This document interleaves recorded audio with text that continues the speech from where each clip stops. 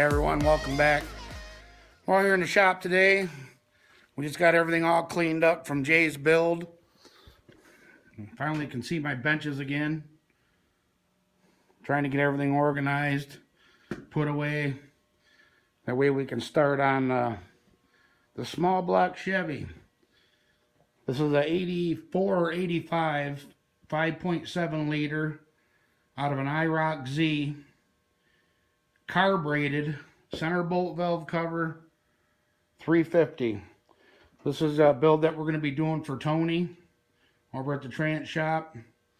I kind of got all of his parts laid out here. We got a high volume oil pump, oil pickup, king rod bearings, main bearings, Hastings rings. He's got the comp cam. That's the same camshaft what's in Tyler's Monty. I think it's a 248 duration with a 488 lift. Eagle forged crank, Eagle rods, and Weisco pistons. I already put the pistons on the rods. All that's all done. I did that a while back when I took it when we took the block over to Phil over at the machine shop. I wanted to make sure that everything was balanced just like I did with Jay. He said everything looks great, so that's all good to go. I'm going to probably end up using my I had this old gasket kit, Detroit gasket, that I bought and had laying around. We never did get all the parts for Tony's. I still got to get head bolts because he's running these aluminum Alderbrock E Street heads, the 5089s. They're aluminum, 64 cc. We got guide plates, screw-in studs. Basically the same thing as what's on Tyler's car. So, I mean, this build is going to pretty much mock what Tyler's is. But Tyler's was a 73 bottom end, 4-bolt main, which this one is going to be an 85 2-bolt main. And it was coming to this world, born as a center bolt valve cover, 5.7 liter, 350 out of an IROC, like I said. But I got my motor over here in the corner all covered up. Everything's oiled up, ready to go. I kind of just took some old stuff that I had laying around down there, just hung it on the wall. I got 2 big block electric water pumps, another set of valve covers, sheet metal valve covers that were custom made for a G-body to go around the brake booster.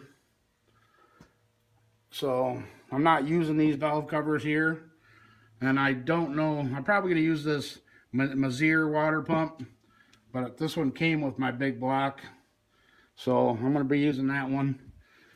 But my valve covers that we're going to be using, kind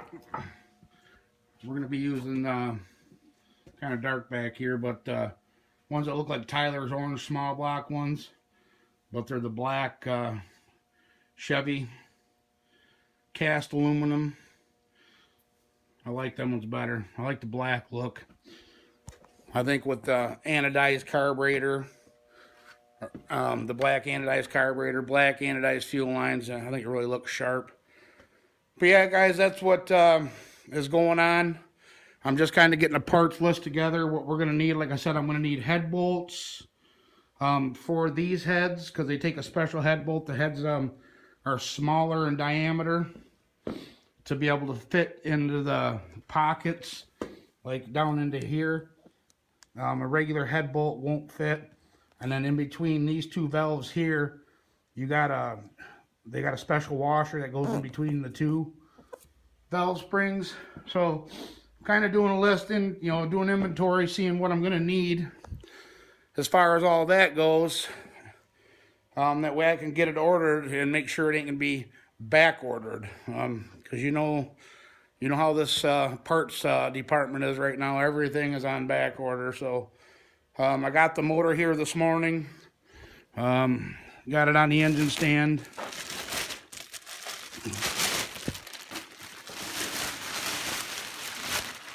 You guys all know that I painted it up over there. That way I didn't have the overspray. I was going to do the bottom end over there. But, you know, I'm not going to take all my tools, my specialty engine building tools over there. Keep transferring back and forth. And, yeah, he's got better heat, and heat would be free. But, what the hell? I like working in my own shop, you know, at my own pace. I do have this heater. It's the Mr. Heater 75 to 125. I just run it on low because, you know, I can burn up a 20-pound propane tank in 8 hours. So you figure if you put an 8-hour day out here in the garage, that's $20 a day. It's quite expensive. But I was telling everybody on my live feed, since my ceiling's not done in my garage yet, I'm going to clean this corner here out. I'm going to take this desk, I'm going to get it out of there. I'm going to take my toolbox, stick over here, and then this whole corner's going to be cleaned out. And I'm going to put a wood stove in right here. I'm going to put some fireboard up, which is like drywall, fireproof in this corner. And, you know, have the wood stove sitting, you know, probably right in front of this chair. And then it'll be a straight shot. That's all soot. Everything in here was black because he had a broiler system. Back into the dark light again, guys. Here, let me grab this light and I'll show you.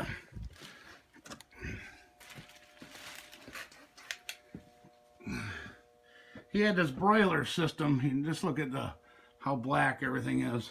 But there's already a hole cut in this roof that goes straight outside. I got a wash bucket covering it, so no water gets in.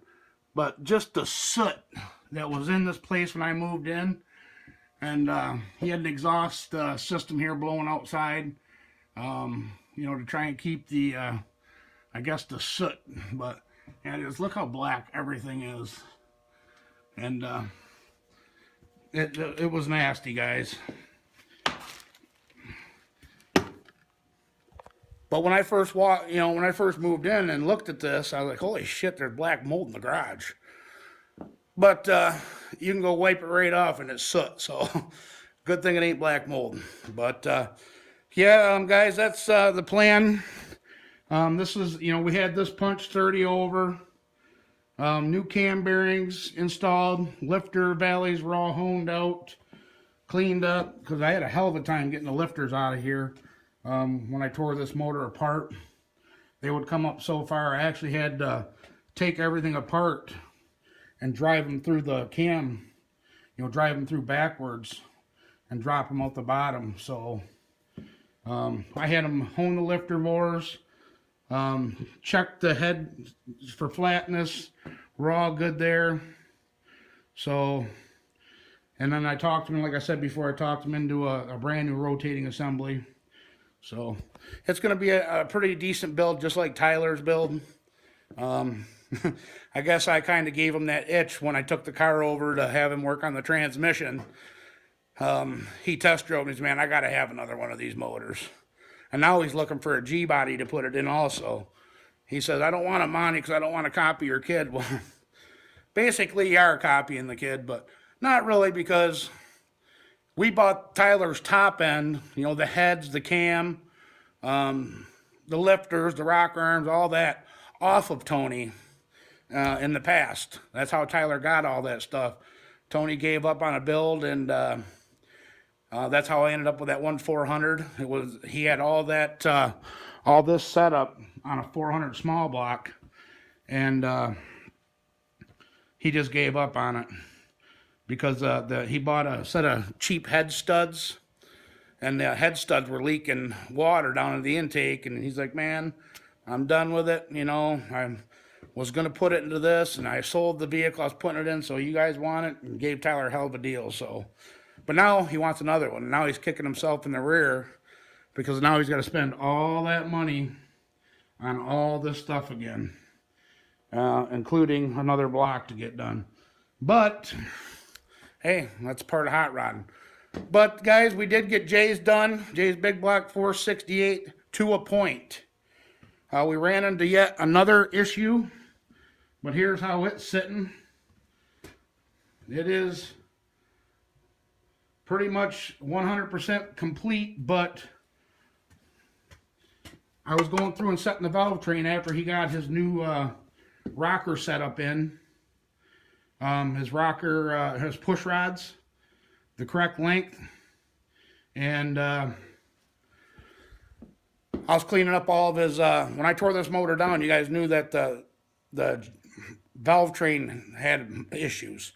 Stud girdle was cracked, it wasn't lined up due to the cam being pushed back, or forward, or whatever it was, either forward or back, I can't remember.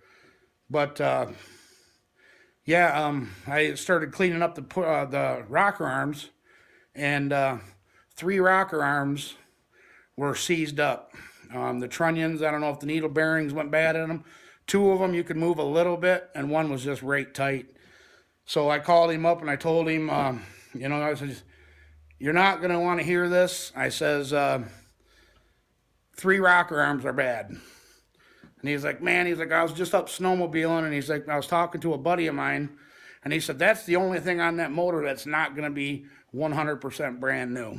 So he's like, I think I'll just, and they were cheap. We looked them up. I did a little live feed, and Terrence Boyer, he kind of looked them up, and they're a Speedway rocker, the cheaper brand.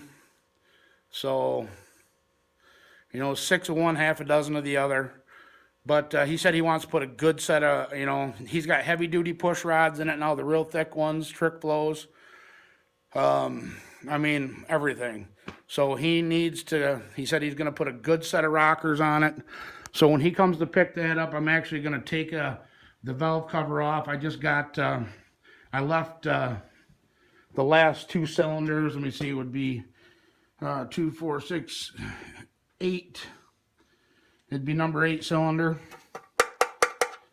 And 6. I got 1 rocker on number 6, and then number 8 cylinder has the 2. So what I did, I took a paint marker and I put an X on the end of the rocker arm. That way he knows. And everything's just sitting on here. I mean, I got all the bolts and everything. We did end up going with my intake. Just because of that 3rd bolt hole. His intake didn't have it. I tried lining up the ports, and the ports didn't seem like they wanted to line up perfect like this intake did. This intake was built for this setup, so like I said, it's a brand new intake also, so he's going to get the Wheeland Track Warrior intake. I took all his gooseneck water pump housing, or thermostat housing, off his intake, and he had water temperature sender here, but this hole is too big. He's going to have to buy the adapter that goes into that, which I got all of his other parts down here in the box. His stud girdles are here, cam card, all of his paperwork from Skip White. There's that fitting for his temperature gauge, header bolts, water pump bolts, distributor hold down bolts, which I did put his distributor hold down on here. We got everything all taped up. Carburetor's mine, carburetor and spacer. I just put that on there just for you know, to check it out. I do got it at 100% top dead center. I painted 0 mark on the harmonic balancer and the pointer, that way it'd be easy under a light. And I also come down to 36 degrees and did it also. So it should be easy to put in time. But I told him, I says, intake's just sitting on there. I didn't put any, there's no Permatex in here yet on the China walls. Like I said, these are just finger tight.